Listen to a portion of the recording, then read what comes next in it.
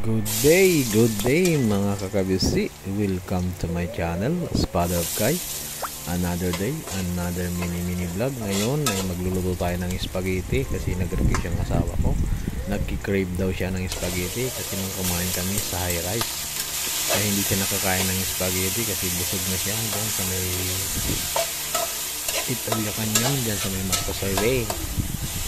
Kaya sabi niya ay magluto daw ako ng spaghetti kasi hindi siya nakakain nung kumain kami sa rice. Lutuan natin. Kaya magluluto tayo ngayon ng spaghetti mga kakabisi. Shoutout nga pala sa mga follower namin dyan, lalong lalo na po yung mga nanonood ng aming video. At yung mga hindi pa po nakapollow, mag-follow na ho kayo at baka mahuli kayo. Napakaingay na naman ng anak ko. Ay nako.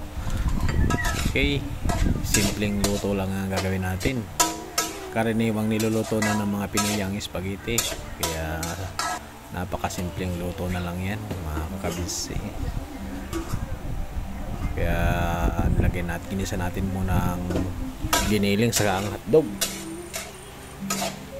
bago tayo maglalagay ng sauce nya. Spaghetti sauce nga pala, yung pasta ay pinakuluan ko na kanina yun, hindi ko na lang pinakita sa inyo. Lagay ko na yung sauce nya. Del Monte yan mga kakabisi. Mas gusto ko kasi yan kasi yung sa RFM parang napapaitan ako dun. Mas gusto ko yung Del Monte, mas masarap, mas ganda. Okay, yan, lagay na natin yung ano nya, sauce. Lulutuin na ng sauce nya. Napakasarap ng merinda. Naglagay tayo ng beef cubes.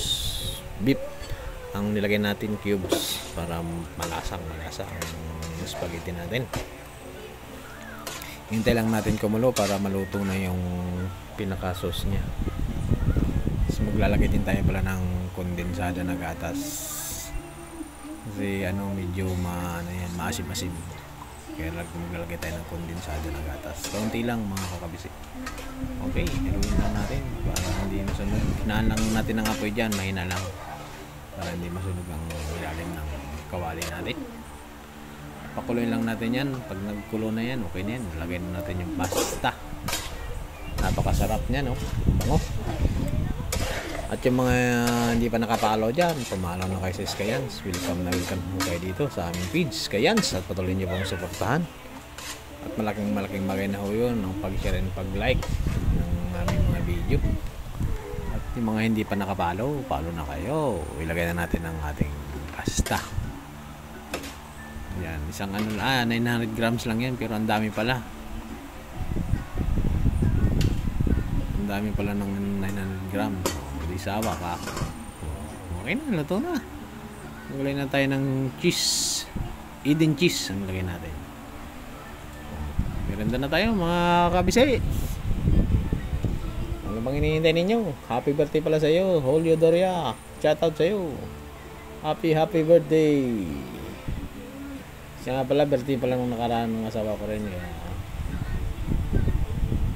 nagpaluto din pala siya ng spaghetti. Kaya nag-crave daw siya ng spaghetti. Kaya lulutuan natin. Okay, luto na.